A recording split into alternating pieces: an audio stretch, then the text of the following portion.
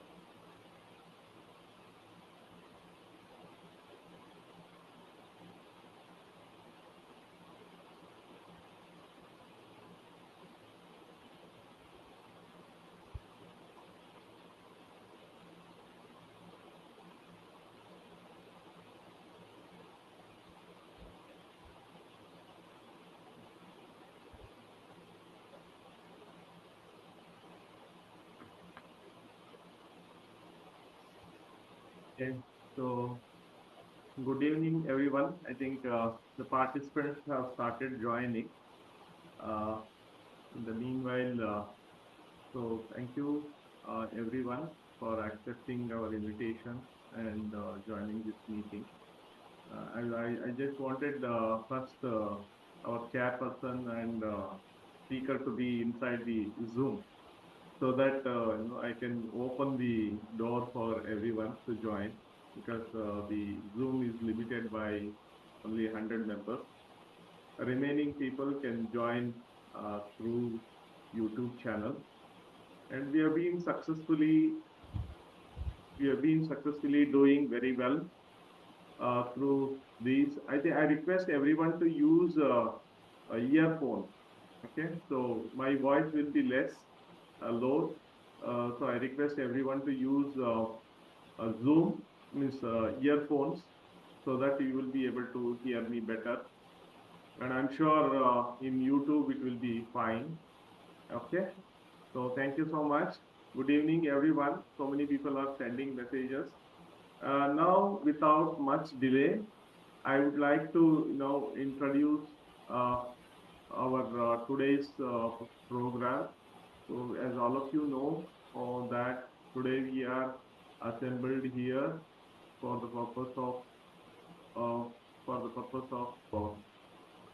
doing the presentation on rational rational antibiotic combination.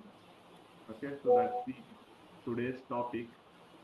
That is the today's topic. This is what is our today's topic, and we are having very nice and well recognized teachers and professors with us. Dr. Rakesh Ranjan sir, he is the professor and head Department of Pharmacology at GMERS Morbi. He will be our chairpersons today. and Dr. Gayatri Sharma Madam. She is the associate professor from Assam Medical College, Dibrugarh. So she will be there as the speaker today. So let me formally introduce our speakers, and then today's agenda will be a little bit different than our usual because we have some special interesting announcement also today. So Dr. Rakesh Ranjan sir will be making that. And let me introduce Dr. Rakesh sir. I, Yes. yes, She, I have a PPT.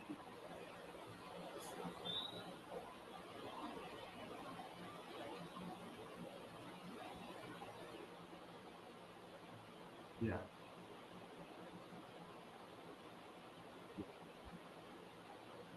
Okay. So can you see my presentation?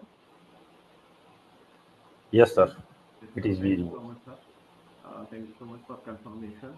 And let me introduce Dr. Rakesh Ranjan sir. He is a very accomplished professor and head working as professor and head at Department of Pharmacology, GMERS Medical College, Morbi, Gujarat. And I came to know about sir very, recently 1 year back, and I'm very happy about knowing you. And now we are starting a new journey too. And we started our collaboration just before NPS Con 2025, and our friendship has grown like anything.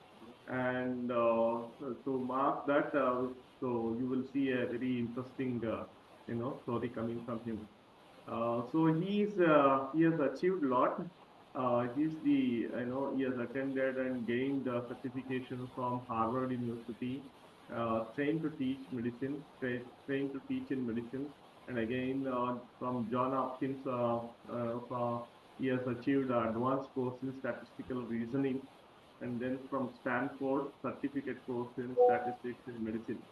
So I think that is very important and highly accomplished certifications from very well-known universities.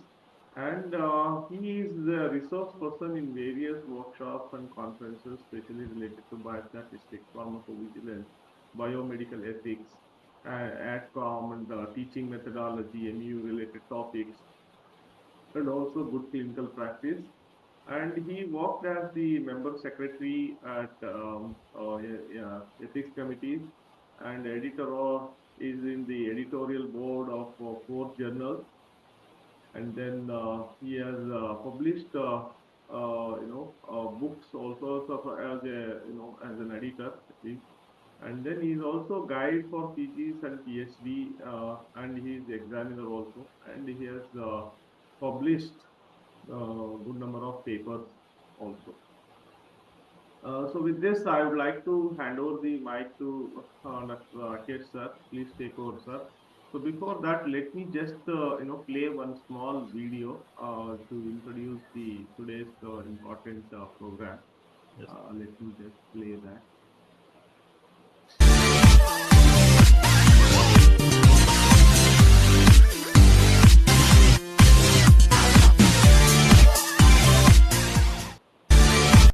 Okay, sir. Now Yeah. the stage is yours. Dear friends, senior veterans, and subject masters, biostatistics in our practice, what the course intends itself to be. It is for MD students or PG students who want to submit their dissertation or thesis, and they are grappling with the idea what a thesis or concept dissertation is and how it is planned, how it is processed, and how it is presented. Right from the scratch, we will start from the research question, how it is generated through review of literature. Finally, it is refined by aims and objectives. And finally, a research question is framed. How data is collected, it is compiled, it is processed through biostatistics, and then discussed, and we reach a conclusion that is presentable to our university for a degree or in a conference. Just before that, I will put an analogy that we should consider our own vehicle, be it car or bike, as our prototype. If we know that how the tire is changed or how if it is not starting, what to do with the spark plug and other things, this mechanic work, that is good enough. But our prime concern with our car or bike is that it should be comfortable, it should be safe, it should be efficient. If we know some work of a technician or mechanic, that is good enough. If we know the engineering, how it is processed up to this level, and what is the designing of the door and the wheels and other things, that is additional. But our prime concern still remains that it should be comfortable, it should be safe ride, it should be efficient ride. That's it. Like that, in biostatistics, if we know that uh, how funds are procured and how public relation is made and how data is skillfully collected and personal relations and other things, how it is easily published, that is just like a mechanic work. If it is there, it should be additional. Our prime concern in this course is biostatistics and research methodology.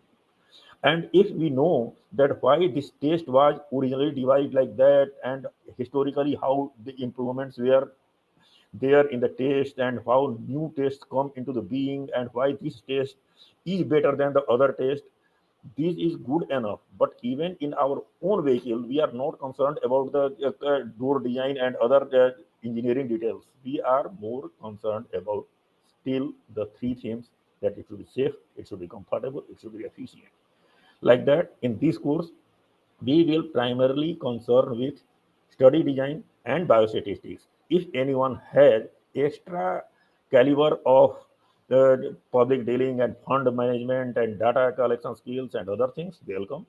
If they know mathematics enough to rationalize why this test was divided like this and why not otherwise, and what is the difference between these two tests, and why this test was evolving with time and given new names, that is good enough. But that is not mandatory. Our mandatory course is right from the generating a research question from the review of literature up to the discussion and conclusion in a presentable form to the university or to the conference.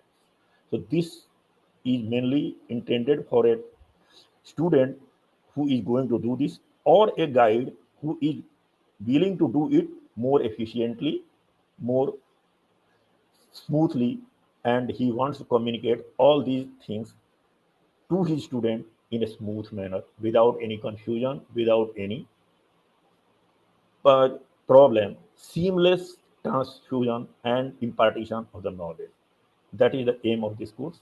We will do it in that way that it is palatable to the student, enlightening to the faculty members, even others who are involved in such researches like undergraduate students doing STS projects. Even they will find it interesting, and even the veterans of the subject, they will appreciate my effort.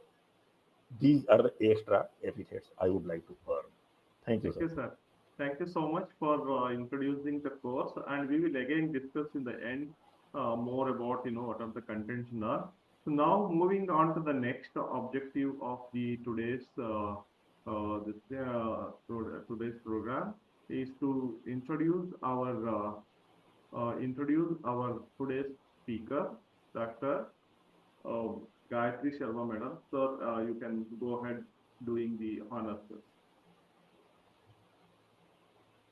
Yes, sir. And You Madam, can see the slides, sir. it is visible. Madam is also visible. Very uh, enchanting presentation. Designation and affiliation is known as declared by Shivamurthy sir, Associate Professor, Department of Pharmacology, Assam Medical College and Hospital, Dibrugarh. Her teaching experience is more than 15 years in UG and PG pharmacology. She is member secretary IAEC and AMCS Dibrugarh, serving as editor of NEMP Seoul, that is the Mukhpatra, I think, the official biennial e-bulletin of Northeastern Medical Pharmacological Society, NEMPS, since 2023. She has also edited several souvenirs related to pharmacology conferences and CMEs, served as a resource person, chairperson, judge in the poster and oral paper presentation, as a quiz master in pharmacology, quiz competition in several conferences and CME. Reading out through these lines, I feel that I am reading my own biodata. It's a great opportunity to interact with such a analogical personality, but better than in presentation. Thank you, madam. Thank Thank you, you, sir. sir. Thank you so much for introducing our today's speaker. So now, madam, the stage is yours. I will stop sharing, so please take over.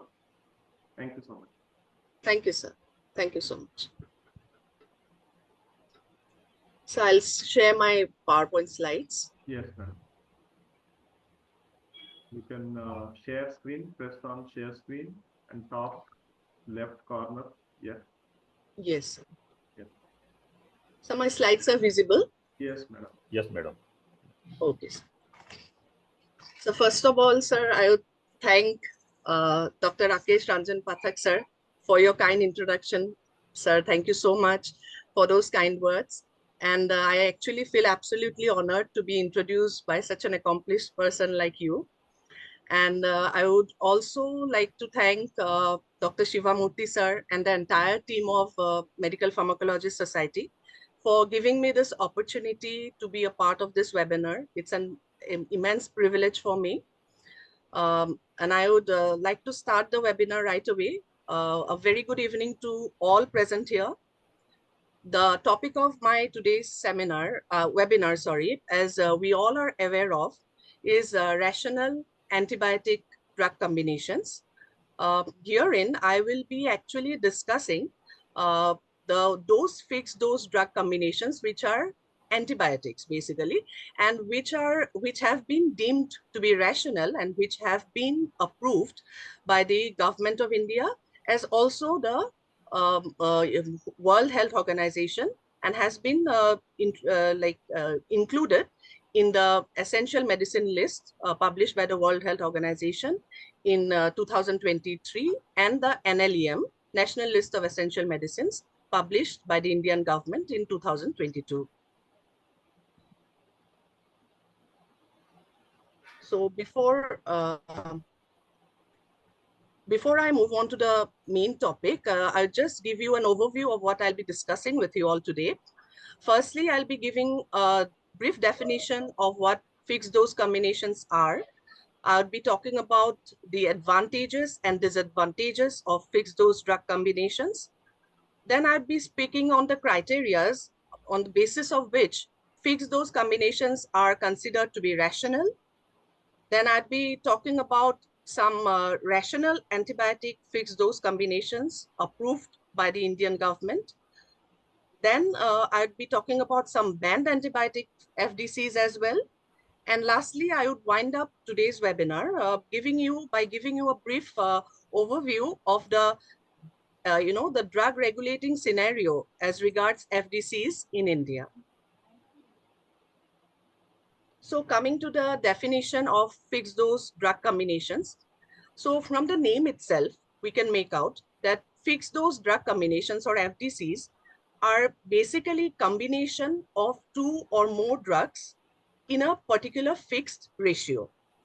So now the CITSCO, or the CDSCO, or the Central Drug Standards Control Organization, has given us a very good definition of fixed dose drug combinations. It says, products containing one or more active ingredients in a single dosage form in a single fixed dose ratio used for a particular indication or indications. Fixed dose drug combinations actually constitute anti-allergic drugs, cough drugs, drugs used in cough, drugs used in asthma, drugs used in diabetes. Antibiotics are there, and we'll be discussing about them today. So fixed dose drug combinations comprise a lot of drug categories actually. And as a rule, the constituent drugs that are present in a fixed dose drug combination, which are also called active pharmaceutical ingredients, they have to have certain they have to have certain pharmacokinetic similarities or pharmacokinetic properties, like they need to have approximately equal plasma T-half. They need to have approximately equal apparent volume of distribution. They need to have equal peak plasma concentration at steady state. There are more to, there are more to this list, and I'll be discussing later on. Here I have just projected the main things because pharmacokinetic similarity is a must for constituent drugs or separate active drugs to be combined in a fixed dose combination and to be considered as a single drug. Now, for example, I have taken a very popular, antibiotic FDC, that is amoxicillin and clavulanic acid, which has been, this has been included both by WHO in its latest essential medicine list, as well as by CDSCO in the NLEM published in 2022. Like amoxicillin and clavulanic acid, FDC, fixed dose combination. Herein, amoxicillin has a plasma half-life of 1 to 2 hours, and clavulanic acid also has almost a similar plasma half-life of 1 to 1.5 hours, while the apparent volume of distribution of amoxicillin being 0.21 liters per kg and that of clavulanic acid is 0.2 liters per kg. So based on these similarities, amoxicillin and clavulanic acid have been combined together to form amoxicillin clavulanic acid fixed dose combination, and the dose of amoxicillin in the combination is 500 milligram and clavulanic acid is 125 milligram, and this is administered as 1 to 2 tablets 8 hourly. Now, based on the number of constituent drugs, fixed dose combinations can be divided into 2-dose combination drugs, 3-dose combination drugs, and 4-dose combination drugs. An example of 2-dose combination drugs we have already discussed, amoxicillin with clavulanic acid. 3-dose combination drug example being isoniazid with pyrazinamide with rifampicin, often used in tuberculosis treatment. Another example another example from tuberculosis only of a fixed dose combination is an example of a 4-dose combination drug like isoniazid with pyrazinamide with rifampicin with ethambutol. Now, fixed dose combinations, actually as regards the Indian health sector, fixed dose combinations are being, their popularity is gradually growing year after year. And not only in India, in the whole world, in the global scenario only, the popularity of fixed dose drug combinations are increasing. Now, the main reason behind this increasing popularity of FDCs are two. There are two reasons, basically. I think there are two reasons. The first is that, the fixed dose combinations have proved to be very beneficial as regards, certain chronic illnesses like tuberculosis, HIV infections, then malaria, etc. Because as we all know, monotherapy in case of chronic illnesses often leads to or often predisposes to antimicrobial drug resistance.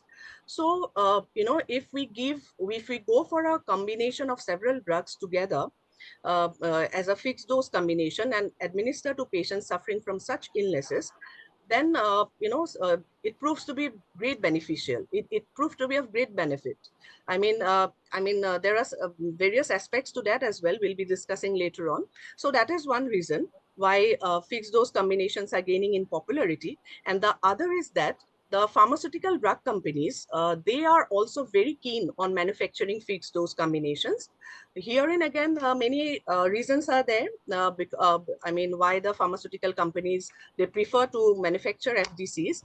The first is that FDCs often escape the price control mechanism imposed by the government on other non-FDC drugs. Secondly, the manufacturing cost of FDCs is relatively much less because the logistics related to procurement and distribution of FDCs is also very less. The burden of logistics is much less, and that is why the manufacturing cost becomes less. Thirdly, the sale of FDCs is very huge, especially in India. So that brings a great profit to the pharmaceutical companies. So that is why, I mean, FDCs proved to be very lucrative to the pharmaceutical companies, which actually makes them very keen on, promoting or going for their manufacturing and marketing. But the saddest part of the story is that although the FDCs are growing in popularity in India, the Indian laws governing the regulation, or rather I should say the Indian laws which govern the approval for the manufacture and marketing of FDCs are not very stringent. And the laws are ambiguous, and discrepancies exist between the state licensing authorities and the CDSCO regarding grant of approval for marketing and manufacturing of FDCs. So that is why the rationality of fixed dose drug combinations has become a controversial and a debatable issue. Now, coming to the advantages of fixed dose combinations, the first advantage is that the fixed dose drug combinations, they actually reduce the pill burden of the patient, because the patient, instead of taking a lot of tablets separately, has the convenience of taking all in one, meaning all tablets, several tablets combined in one, and he can make up for several tablets by taking just a single tablet. So that leads to great convenience on the part of the patient. And this in turn again leads to another advantage of FDCs, that is better patient compliance. The patient adherence to medication protocol, or medication or the treatment protocol is better when FDCs are prescribed to him. And this in turn actually gives us another benefit, and that is reduced propensity of development of antimicrobial drug resistance.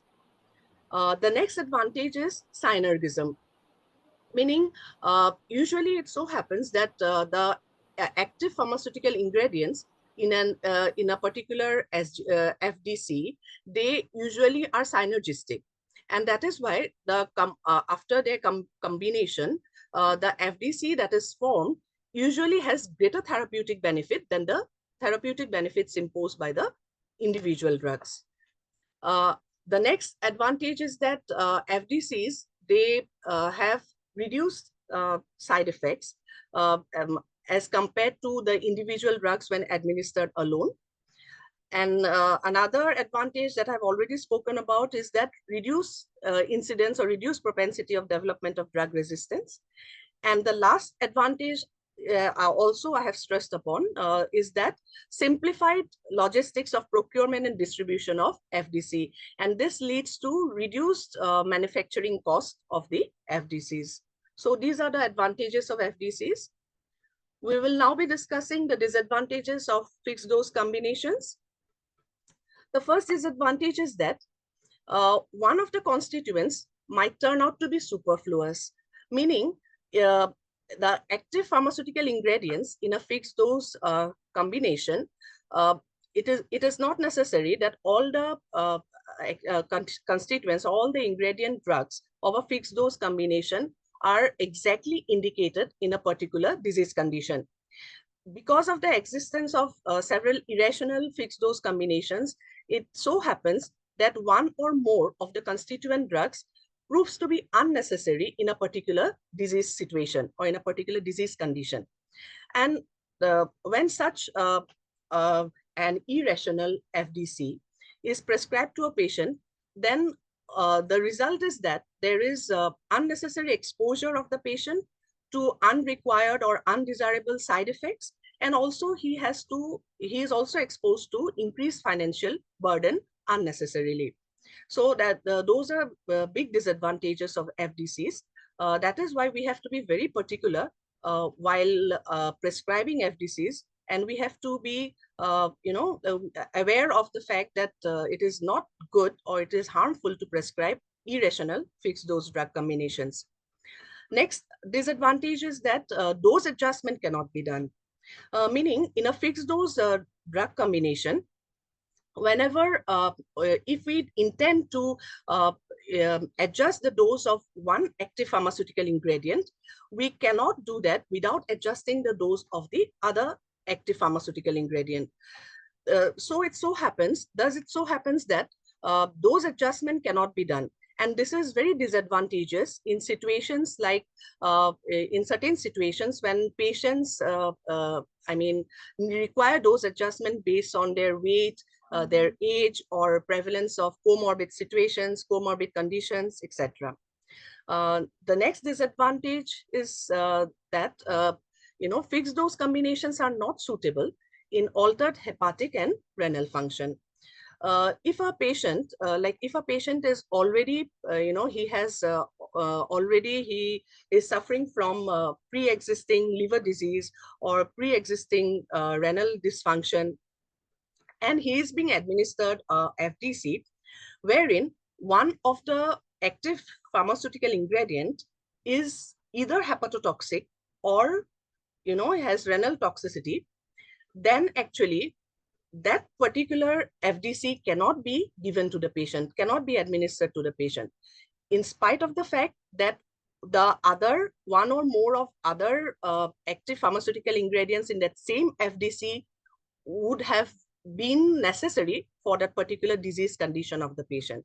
Just because one active pharmaceutical ingredient turned out to be hepatotoxic or renotoxic, the other ingredient in the FDC could not be administered to the patient. That is a major disadvantage of fixed dose combinations. The next is that adverse effects of fixed dose combinations cannot be ascertained. Like when drugs are separately administered, we tend to know the safety profile and the adverse effects of the individual drugs. But when they are combined together, then it so happens that their adverse effects become less predictable after the combination, and we cannot actually predict the safety profile of the adverse effect of the fixed dose combination.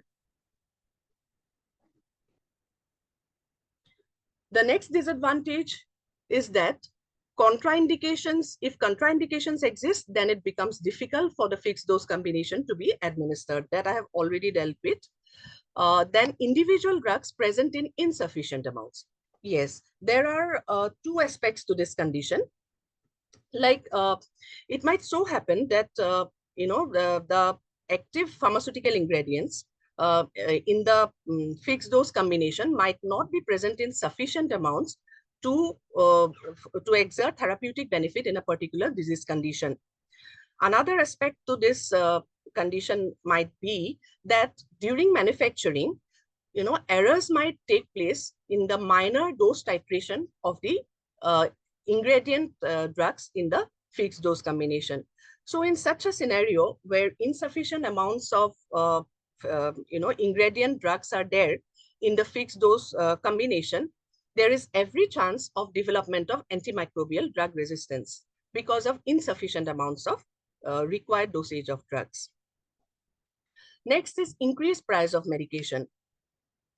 Actually, it is said that a rational fixed dose combination should have less price than the price of its individual individual ingredient drugs. But often it so happens that the price of the fixed dose combination is more than the price of the individual drugs. This again becomes a disadvantage. And this increased price of FDCs impose unnecessary financial burden and in turn reduce the quality of life of consumers. So these are the disadvantages of fixed dose combinations. Now coming to the rationality of FDCs, that is the criteria on which an FDC is considered to be rational. Firstly, medical rationale behind the combination, meaning sufficient evidence-based medical justification or scientific justification should be there behind combining two individual drugs into a single FDC. Without proper evidence-based justification, two drugs should not be combined, and if at all they are combined without proper scientific evidence, then they cannot be considered to be rational. The next criteria is that each constituent of the FDC need to be an approved drug separately, or they need to be either in the NLEM, as in case of India, or in case or globally, it has to be in the WHO essential list of medicines. The next criteria is that dose of each constituent drug should be appropriate for the intended use. As we had discussed in the disadvantages of FDCs, that insufficient amounts of, or rather insufficient dose of the drugs, individual drugs might be present in the FDC, and that was a disadvantage. So for a FDC to be rational, the constituent drugs should be present in appropriate doses. The next criteria is that greater efficacy of combination over constituents, meaning the constituents the efficacy of the FDC should be more than the efficacy of the individual constituent drugs. The next criteria is that the cost of the FDC should be less than the cost of the constituent drugs. Also, the dose of when two individual drugs are combined together to form an FDC, then their doses should be reduced as compared to when they are administered alone. Also, the adverse effects of individual drugs after combining in a FDC should be reduced as compared to when they're administered alone for the FDC to be deemed as rational. So these are the criteria for the rationality. We have moved to the list.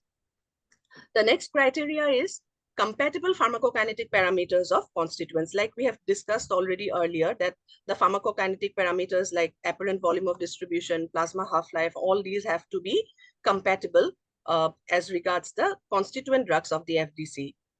Then no unfavorable pharmacokinetic interaction should occur between the individual drug components.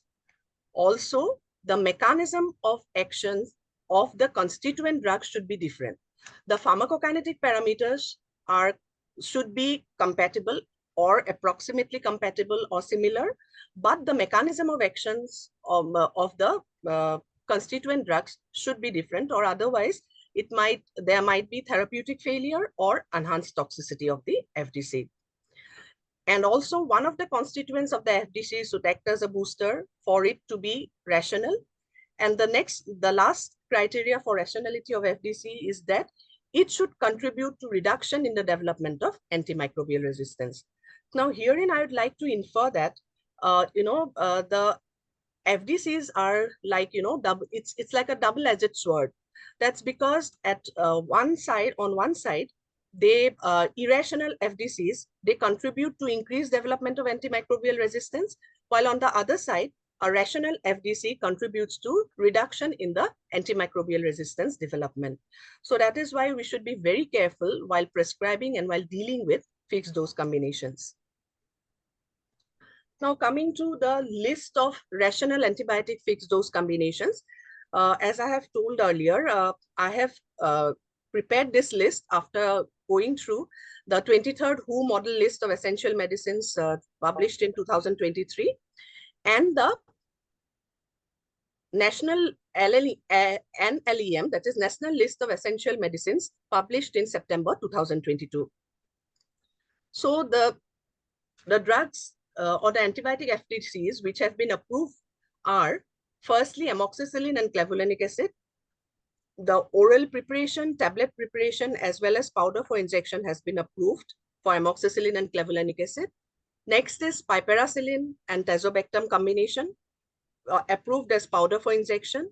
Next is sulfamethoxazole plus trimethoprim combination, approved as injection, liquid, oral liquid, and tablet formulations. Next, sulfamethoxazole plus trimethoprim plus isoniazid plus pyridoxine hydrochloride.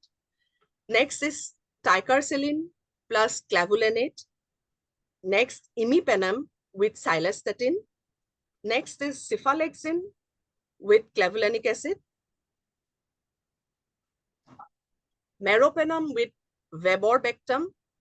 Meropenem with sodium carbonate and sulbactam. Ceftazidime with avibactam. Ceftolozane and tazobactam combination. Amoxicillin with sulbactam. sulfadoxine with pyrimethamine, while used only in combination with artesunate in malarial cases. Then ceftriaxone with tazobactam, ceftazidime with tazobactam, cefoperazone plus tazobactam, cefepime plus tazobactam, ceftaroline plus tazobactam, and lastly, aztreonam plus avibactam. All these are approved and rational antibiotic fixed dose combinations, which we can very much prescribe to patients. Now coming to irrational fixed dose combinations. The first example that I have cited is ampicillin or amoxicillin with cloxacillin.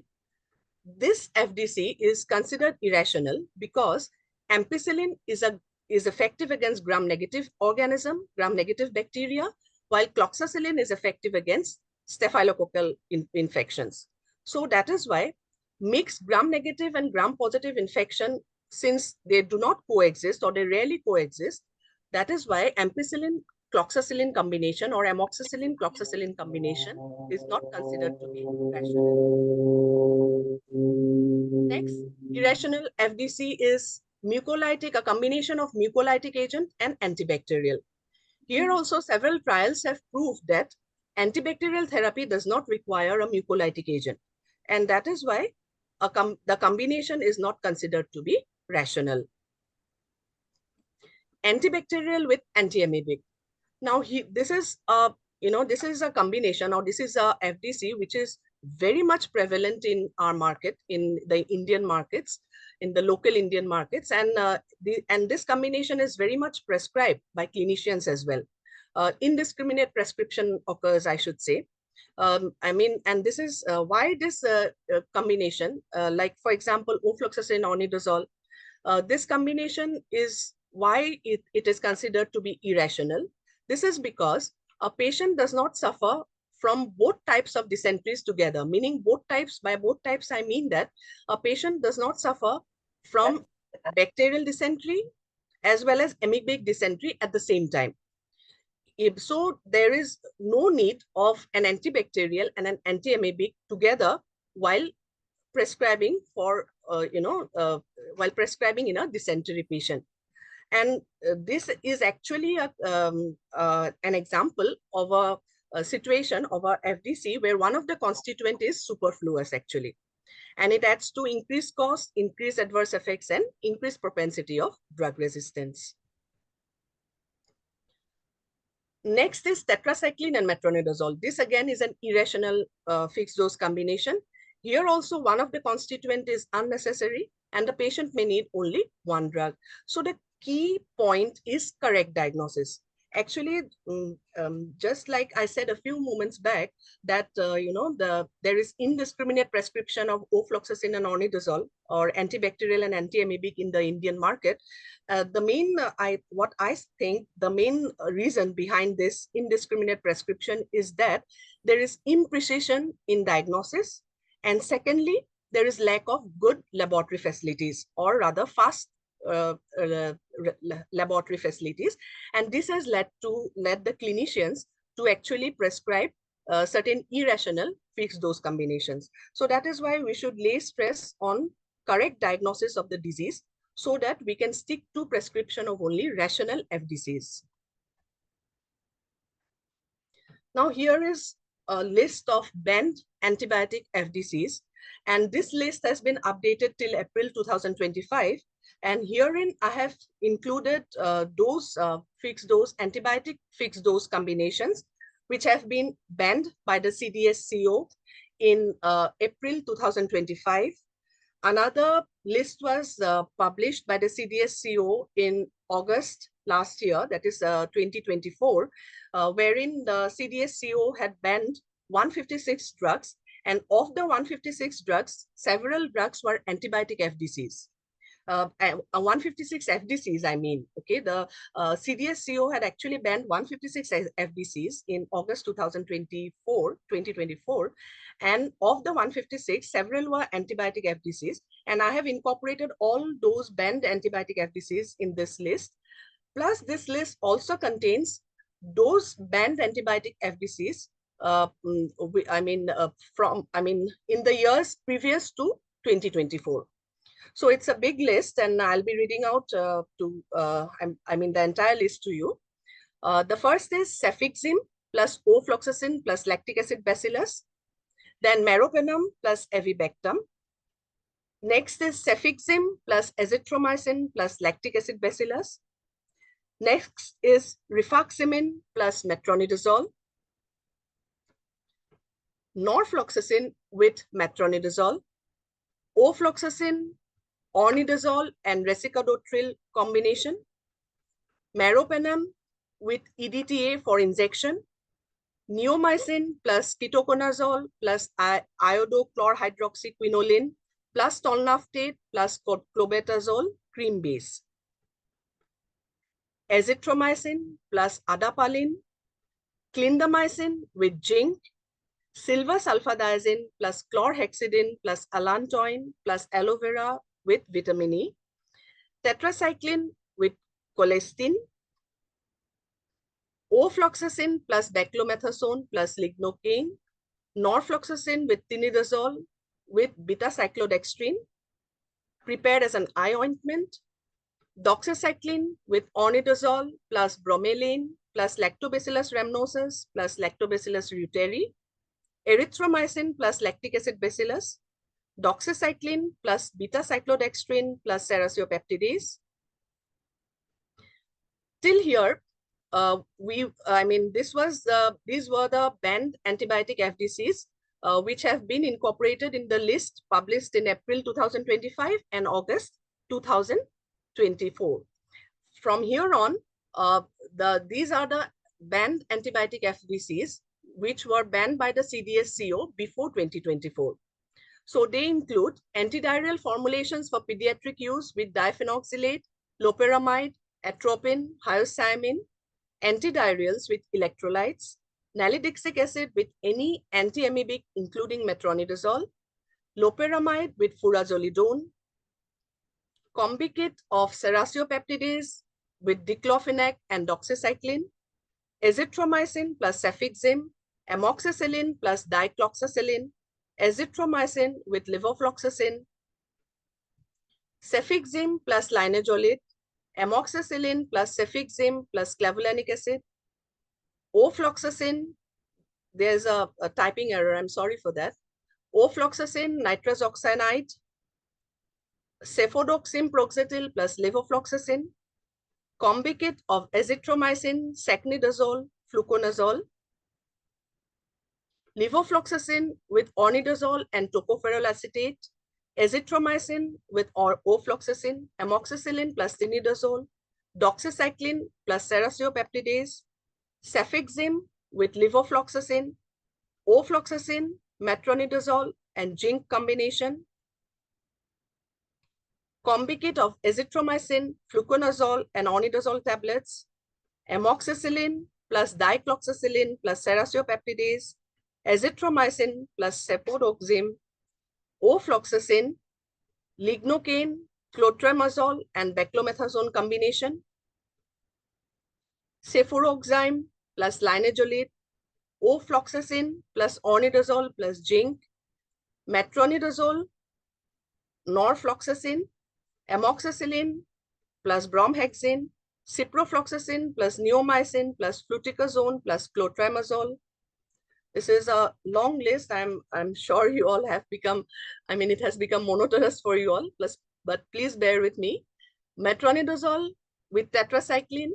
Next is ofloxacin plus ornidazole suspension, ofloxacin plus ornidazole injection, norfloxacin plus metronidazole plus zinc, gemifloxacin with ambroxol, levofloxacin plus bromhexine, azithromycin plus ambroxol, neomycin with doxycycline, gentamicin plus dexamethasone plus chloramphenicol plus tobramycin plus ofloxacin, cefalexin plus neomycin plus prednisolone,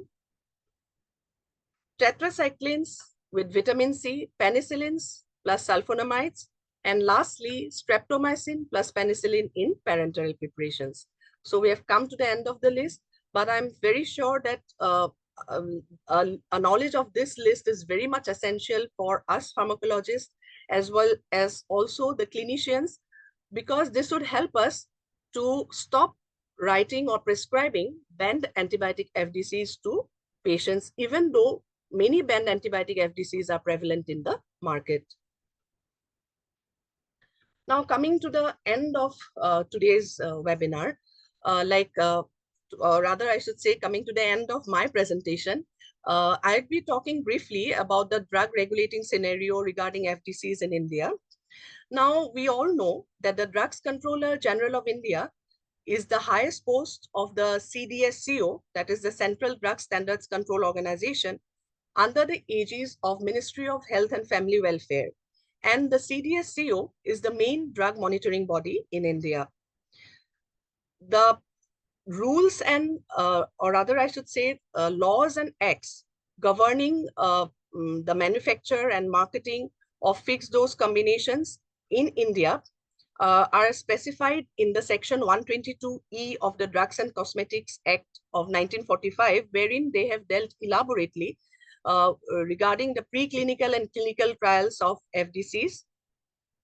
Also, section 6 of Schedule Y of Drugs and Cosmetics Act of 1945, they speak on the rationality and in the irrationality of FDCs. Also, the section 6, they put forward certain specifications which are required in the application, or rather they put forward certain formats in which the applications for approval of fixed dose combinations should be forwarded to the CDSCO. But the sad story is that in spite of the the presence of good amount of laws and acts governing FDC regulation in India, there has been a lot of there has been discrepancies actually in the monitoring system and the approval system of FDCs, both by the CDSCO as well as by state licensing authorities. Now, mainly what happens is that the CDSCO time and again imposes ban on several irrational fixed dose formulations, but it so happens that the state licensing authorities fail to somehow comply with the CDSCO orders, and by defying the orders of the central drug monitoring body, they secretly grant manufacturing and marketing approval to the manufacturing companies. Also, another thing that actually happens is that the manufacturing, just because the CDSCO, just because of the ban that is being imposed by the CDSCO on certain FDC marketing, the drug manufacturing agencies or the drug manufacturing companies, they suffer from huge losses. So to prevent that, what they do is they challenge the ban order by the government in the court, in the Supreme Court or in the respective high courts of the states, and they try to either bring a stay order against that government ban, or they try to quash the government ban order, and they are usually successful in doing it. And this leads to rampant prevalence or rampant prescription of irrational FDCs in the Indian health scenario, or Indian health sector, I should say. Now, India has among the highest rates of antibiotic consumption, with FDCs forming a significant portion of the lot. Yes, FDCs a lot of FDCs are being produced by the Indian pharmaceutical companies. For example, between the year 2007 to 2012, 118 antibiotic FDCs were manufactured by the Indian pharmaceutical companies. However, only 43 of the 118 that were manufactured had CDSCO approval. But in spite of this, it is not that only 43 of the approved, of the CDSCO approved FDCs were prescribed by the clinicians or were marketed by the pharmaceutical companies in the markets. It was not that, or the scenario was not like that.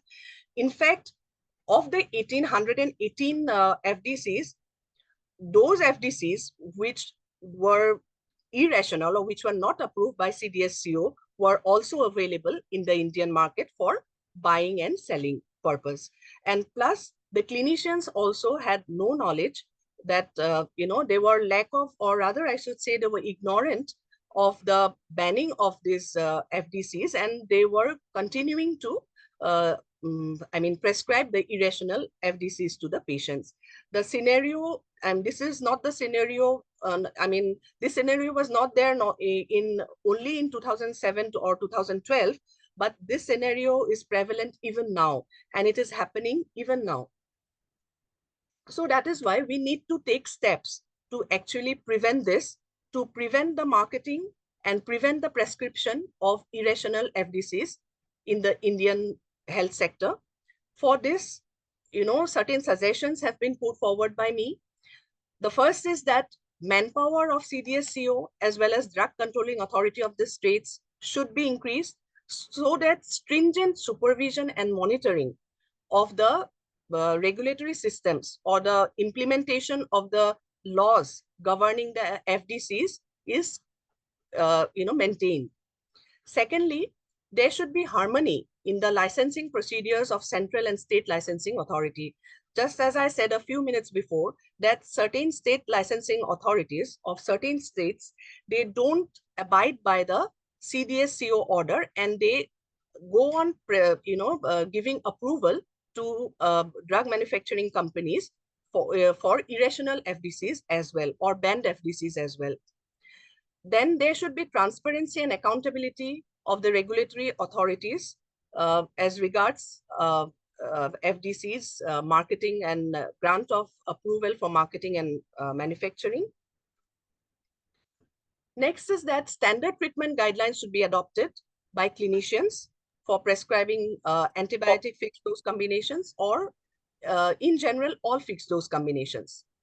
ADR reporting should be made mandatory, and pharmacovigilance should be strictly implemented so that adverse drug effects related to FDCs are brought to the forefront immediately. And last but not the least, CMEs or continuous medical education programs should be conducted for the government and private practitioners as well as medical students so that they remain continuously updated with the banned FDCs or irrational FDCs, and they don't prescribe these FDCs to the patients.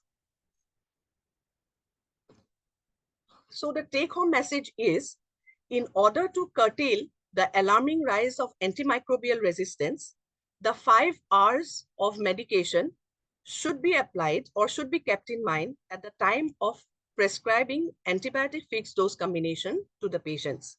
And those R's are right time, right route, right drug, right dose, and the right patient. So thank you so much for your patient listening.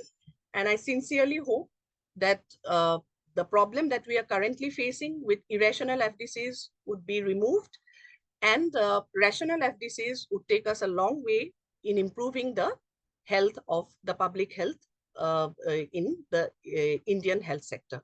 Thank you so much.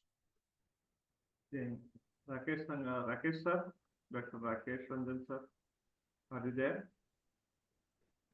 Hello? Rakesh Ranjan sir? Are you there, sir? Okay. So can you hear me, madam? Yes, sir, I can hear you. Okay. Thank you so much, madam. It was a wonderful presentation. We really enjoyed, especially, listing all the different types of, FDCs that are available in the market. And the kind of, like that is sometimes, I will, people may think, should we read all these? I think we should read, because Yes. While going through it, you can see that, anticholinergics are combined with, Yes. Antibiotics, which is, it is against the principles of pharmacology itself. Actually, if you go to cholinergic chapter, it is mentioned very clearly that anticholinergic should not be combined with any drugs. And similarly, the opioid drugs also should not be combined with any other drugs. Yes. And similarly, we had you explained very well nicely about the rationale for methods to bring the rational compounds together, especially most importantly complementing the pharmacological actions and sequential actions, or reducing the pill burden. But pill burden can be the secondary reason. Most importantly, off-life and volume of distribution, and some of the important concepts, pharmacological concepts you explained very nicely. And also regulatory issues you brought out very nicely. So that was really a very important one.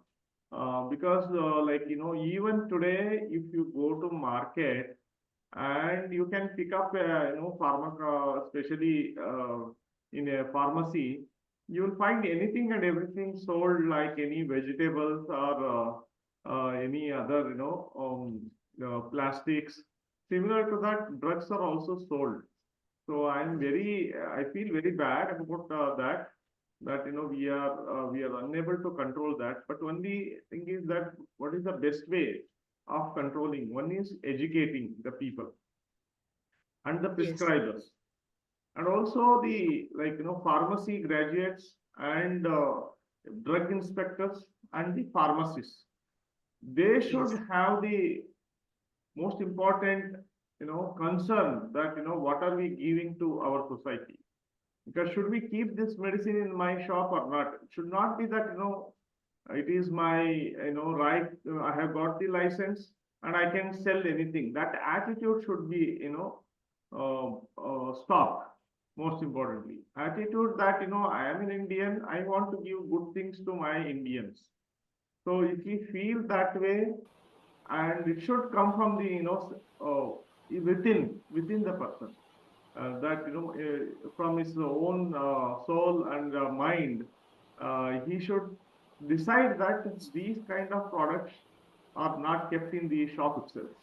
And not only that, if they find any kind of that kind of manufacturer, it should be reported to the regulatory agencies also. So and so person, so and so company has come forward with such a combination, which is, I believe that it is not approved by the CDSCO, and it should be taken into the cognition, and that company should be taken into the task. Such kind Yes. of behavior, like that is the self-control and self-discipline, which is more important than anyone, because when we think that I want to give something good to my family, my person, my friend, my daughter, my son, then why not my people, my countrymen, and my neighbors, my society. So once we have that kind of feeling, and I'm sure many things can be controlled, and malpractice can be brought to control. So this is something which I feel, and everyone should take a message from this.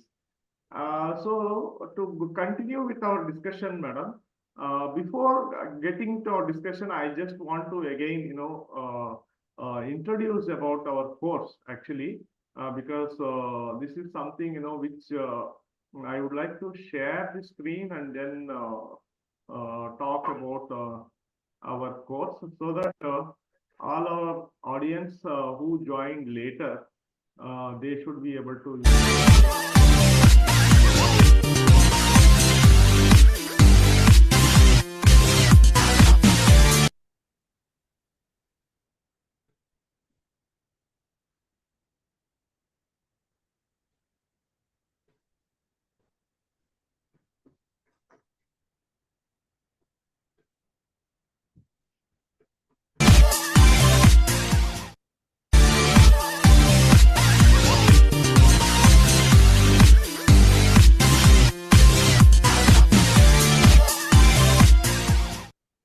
Okay, so this is just to introduce our course. Like I would like to, gain the attention of our esteemed uh, uh, friends here, that, like MPS Society, we have come up with a very nice course that is on biostatistics. So let me just introduce this course so that if you are interested in learning about this course, learning from this course, and it's a great opportunity for all of you to take this opportunity to join this course and enjoy the concepts about biostatistics, medical biostatistics. And this course will be administered by Dr. Rakesh Ranjan. He is the professor and head at Department of Pharmacology, GMERS. GMERS Medical College, Gujarat, Morbi. And this course is mainly made for PG students of medical, paramedical, biosciences, and those who are in the process of submission of thesis or topics to their universities, and undergraduate students who are interested in joining STS projects and conducting their research activities. Students aspiring for medical admissions abroad because a USMLE or any other important courses. So if they are interested to join this, maybe they will also be benefited. And those who are looking at industry jobs or biosciences jobs, especially in universities or in industry also, like where data reporting and project related activities are done, and project guides also, and postgraduate students also can join this course. And what are the salient features of this? It is based on the it's not a pure theory classes. It will have a lot of examples, and Dr. Rakesh Ranjan is an expert who got a lot of experience in this, and he will explain step by step. Yeah, even app based the results he will explain, and then for some personal queries will be resolved by him, and complete coverage of the important aspects related to thesis and dissertation are covered, and it covers the most importantly the postgraduate students requirements and their guides requirement also. And we will have a separate WhatsApp group where revisions and future reference materials will be provided, and there will be tests at every end of the every class. So MCQ questions will be there, and there will be formative tests and also summative tests will be there. And at the end, there will be again examination. And once you pass, then we will be able to certify you, and the certificate will be issued by the Medical Pharmacology Society. And the course is launched just now. Registrations are open, and the registrations will end on 10th of September, and course will start from 14th September. So most of the classes will be held on convenient Sundays, and it will be recorded. All the classes will be recorded, and it will be shared to the registered participants only.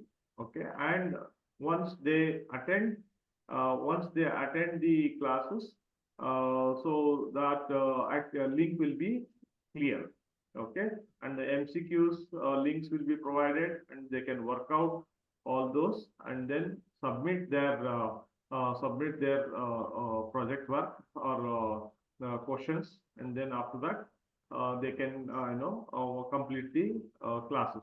Okay, so as and when the classes are conducted, MCQ tests will be given, examples will be shared, and queries will be resolved by Dr. Rakesh Ranjan. And then the course fee will be 4,000 for MPS members, the academic members or student members or industry members or in India, international, everyone, all MPS members will have the fee of 44,000 only, only 4,000. And then MPS non-member students will have to pay 6,000, and MPS non-member academicians will pay 8,000, and then MPS non-members working in industry, again they will pay 10,000, and international participants also are invited, so they can also join. So they will have to pay $300. So this is the kind of what are the topics and all listed here. So you can in the brochure you can go through it. And there will be 12 classes will be there, and once a weekly and continuous discussion will be done by Dr. Rakesh Ranjan sir. Okay, as we introduced him in the beginning itself, so he is a very accomplished person with a certificate from Harvard University, Stanford University, and also John Hopkins University. And he is also an editor and editorial board member in various journals. And he's been one of the faculty for uh, various topics. He's an invited speaker also, and I will be supporting this venture as a administrator, course administrator, and also I'll be involved. I'll be there with you guys for supporting the conduct of this program or examination and certification. In addition, I can also have some query resolution, whatever possible from my side. And I also conducted various statistical courses. But the lead will be for this course. Lead will be Dr. Rakesh, and I will be only supporting faculty for this. Okay, so with this, I would like to go back to the webinar again. So thank you so much for listening to me patiently. And now let me just take up the queries, questions that are raised. Madam, Dr. Gayatri, madam, there Yes, is sir. one question related to this, whether the FDCs can be considered as new drugs. Yes, sir, definitely. FDCs are considered as new drugs, but then there are two criteria, sir. Firstly, an already approved FDC, which is already prevalent in the market, if that FDC, if the constituents of that FDC is reformulated in a new ratio for certain new indications or certain, new route of administration or new dosage form, then that already prevalent existing approved FDC becomes a new drug. And secondly, if two separately approved drugs are combined together for the first time in a fixed dose ratio, then that again becomes a new drug. That is deemed as a new drug, sir. Yes, madam. These are the So two thank criteria. you so much for explaining that like any drug, any drug first time introduced into India, that is a new drug, and if you are Yes. combining that drug with any other drug, that becomes another new drug. And Yes. after spending 4 years, that combined drug in India, it becomes a old drug. Okay, Yes. and if you are changing, any salt also, then it becomes a neutral again. New drug. Yes, Okay, sir. so and if you are combining this FDC with another third drug, again that becomes a new drug. Okay. Yes, sir. Yes. Thank you Yes. so much, madam. And My pleasure, sir. here one more question, ma'am. Can you explain how drug manufacturer, how manufacturer should happen in India, how manufacture should happen in India, or how the clinical trials should be done, and how is it happening now?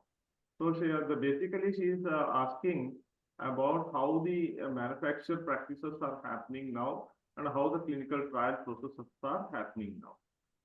So you would like to take up, madam? Yes, but then, sir, could you please repeat the question? I was Question not. is how the drug manufacturers are taking I would say maybe to summarize, how Okay. the manufacturer releasing the drug into the market.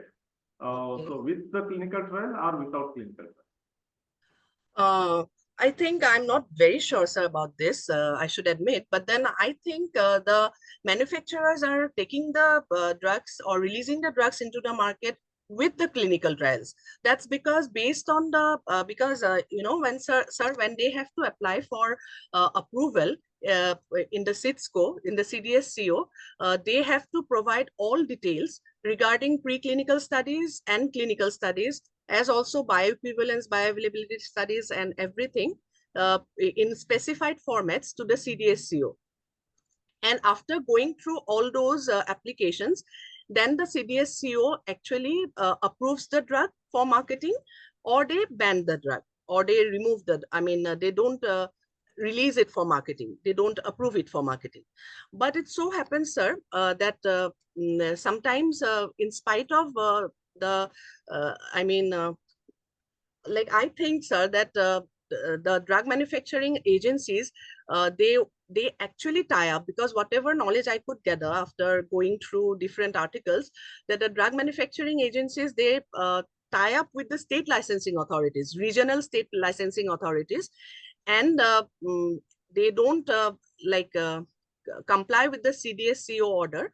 And the state licensing authorities actually, sir, they are also authorized to issue separate approval. They can grant approval for manufacture and marketing of the drugs, sir, FDCs.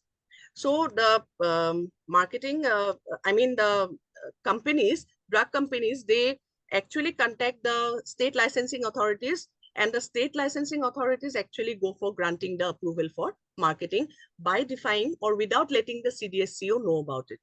That way, actually, sir, the irrational drugs are prevalent. And another is that sometimes it so happens, like this April, the CDSCO had taken out a gazette notification wherein they had removed 35 FDCs in this April, 2025 April. Sir, I mean, those FDCs were already prevalent in the market and they had removed them. So that is again like that. I don't think that comes under this question. I mean, because he was asking about whether the FDCs, yes, they undergo I clinical think trials. that you answered very well that they are going to state licensing authority, and as far as my knowledge goes, madam, actually the local that's the state licensing authority, they have only capability, means they are enabled to give only manufacturing licenses, madam, not Yes, the okay. marketing licenses. Marketing licenses are always should come from the DCGI. CDSCO. But in Okay. India, what happens? They get one license and they claim everything. So Okay. that is, like a malpractice actually, and it should not happen actually. Yes, sir. So sometimes, like people do overclaim, and then especially, and one more problem in India is that, we don't have a proper regular website where, it tells about the which are the drugs that are approved, which are the drugs that are not approved. Okay, so proper consolidated statement is not there, and it is not regularly updated also. So Yes, that yes. suppose I am a suppose remove I am not a, suppose I assume that I am not a doctor and I am a patient, and if I go to a pharmacy, if I ask something, they will give. Then if I go, I don't know where to search whether this product that is handed over by the pharmacist, whether it is approved or not. How will I search, madam? Is there any, what is the indication to which this drug is approved? That also I am not able to search. Because if you go to UK or, in USA or any other places, they will release a patient leaflet, or we can call it as specific product specific information, and it will also mention to which indication, what is the dose that is approved, and in which type of medicine is, which strength and which type of, whether it is tablet, capsule, what is the formulation that is approved, everything is written in that. And for every formulation, whether it is tablets or same, suppose assume that same drug is available in 2 or 3 formats, then in that case, there will be separate SPC, summary of product characteristics, are made available for every, formulation. And what are the studies that are done, like in outside the countries, if someone is releasing any generic product, and they will have to conduct a bioavailability, bioequivalence trials, and assure that what is the product quality and everything, and they will get a written approval that this product is approved for marketing, and they will display that also publicly. It is displayed also, all approvals are displayed. So such kind of transparent system only will bring discipline in the Indian pharmaceutical market.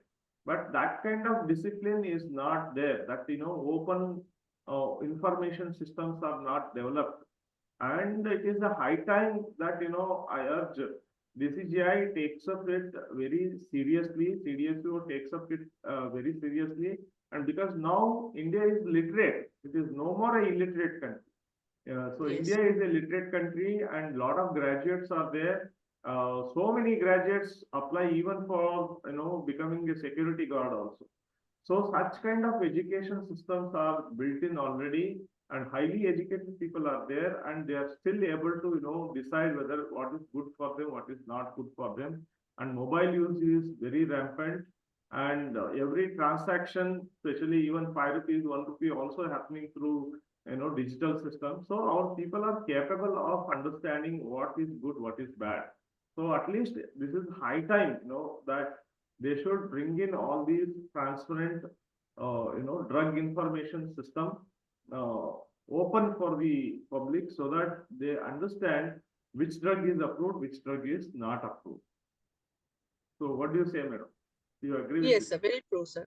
You're right, Yes. sir. Yes. Very Thank you true. so much, madam. So now there is one more question. How can culture-driven therapy or de-escalation help in ensuring a rational antibiotic therapy, madam? So again, could you please repeat?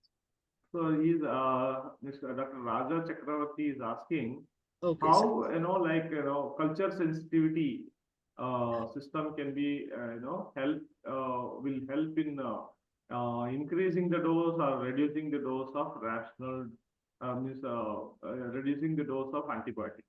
That's what he's saying.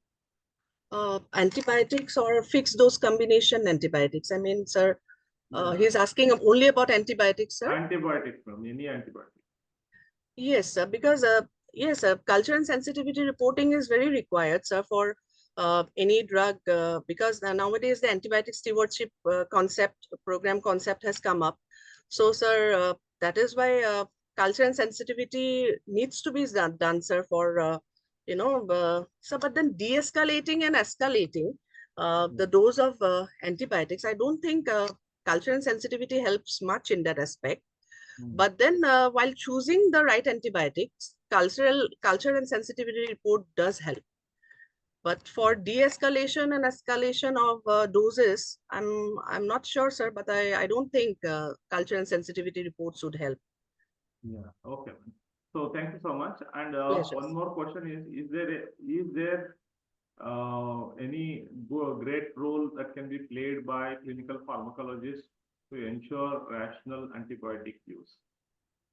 Yes, actually, clinical pharmacologists, actually the main inputs are given by clinical pharmacologists. The CDSCO, actually what the CDSCO does is it forwards all the applications for which are given by the pharmaceutical companies to the CDSCO for grant of approval of manufacturing and marketing of FDCs. Those applications are actually forwarded by the CDSCO to a group of pharmacologists, and yes, definitely some other scientists are there, but pharmacologists or clinical pharmacologists play a pivotal role in actually reading or going through the applications and categorizing them as fit to be approved or not fit to be approved, sir. Thank you so much, madam. I think we have come to the end of all the question and answers. And so thank you everyone for joining this, and looking forward to see you all, whoever is interested in the certificate course in medical biostatistics that will start in September 14th onwards. And so please do join the course fee, everything. I'll be sharing this brochure soon. And with this, I would like to again, present the certificates to our chairpersons and the speaker. So the first, I would like to thank Dr. Gayatri madam for joining this and accepting our invitation and joining today's presentation. Thank you so much, madam, for the wonderful session, and it was very nice, and Thank we you, sir. really enjoyed, and I'm sure all the participants they all enjoyed listening to you, and the understanding about the methodology of antibiotic rational antibiotic combination, and also what are the irrationals that are available. So I think it went very well. Thank you so much. It And was at a the pleasure, same sir. time, I would like to thank Dr. Rakesh sir also. Rakesh sir, are you there? Rakesh sir?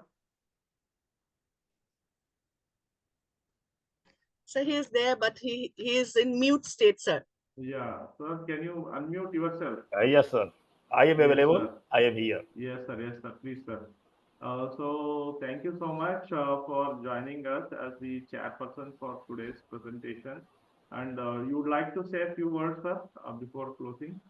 Madam, along with you, have raised some very vital questions that there is a multi-layer system of permission, and that is the biggest problem.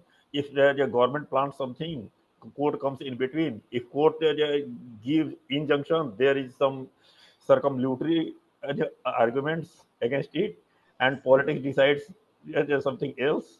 So popular market, government decisions, judiciary, and undue influences of capitalism all are playing side by side. This is the main Yes, problem. There is no single decisive factor. In true, sir. Mahabharata, there is a very good saying that what is the confusion? Why it is confused? And they say that nobody is in agreement, and all people are having their own opinions. Dharma tattvam nihitam guhayam mahajano ena gatasa pantha. Everything is there in confusion. Better you follow the veterans, what they say, and here the two veterans are there. I will follow them. Thank you. Pleasure, sir. It's a pleasure, sir. Thank you Thank you so so much for much, your kind. sir. And all the participants, they will also receive the certificate. So, so I will share the portals. I'll activate the portals and then I'll share the portals so that you can, download, give the feedback and download the certificate. So with this, I think we have come to the end of the presentation. So thank you everyone Thank you, sir. for joining, and looking forward to see you all in our next presentation. Thank you. Thank you so Thank you much, so sir. much. Thank you so much, Pathak, Yes, sir. Thank you yes, so much, Siva Murthy, sir. yes. Thank you so much, madam. So I'm not able to uh, minimize it. Okay, so I think Yes, now sir. I'm able to. Okay, so with this, I would like to, end with a thank you note, and it was very nice. And Mahalakshmi festival is coming. Do you celebrate, madam, for a Yes, Mahalakshmi festival? yes, sir. We do celebrate, sir. Yeah, next week, I think on 8th, festival is coming. And Yes, the Ganesha festival is also coming very soon, in the next few weeks. And yes, I wish everyone a very, very happy Varamahalakshmi festival. And may God Lakshmi wish you all or bless you all with a lot of good assets and good wishes to everyone. And looking forward again to see you all. Please do join NPS Society as life members and also support us. And in near future, that is next year, most probably May or June, we will be conducting MPS Con 2026. And I suggest everyone to be, start getting ready with their papers and presentations for joining our next conference at Bangalore. That is at CD Simon, Dr. Chandramanayan Sagan Institute of Medical Education and Research, Bangalore. That's where I work. I look forward to see you all in person next year. But at the same time, so today we have come to the end of the session. So have a nice festival season, and we'll again see you with another interesting topic. Very nice. I would like to tell you all that we will be having next session very soon, which will be very interesting. And most of the MD pharmacology teachers would like to join that session, I'm sure. And we will announce very soon. Please look forward for the announcement. and also join our society. Join the MTS, that is the certificate course in medical statistics course. So Dr. Rakesh Ranjan sir is a very nice presenter, especially statistics.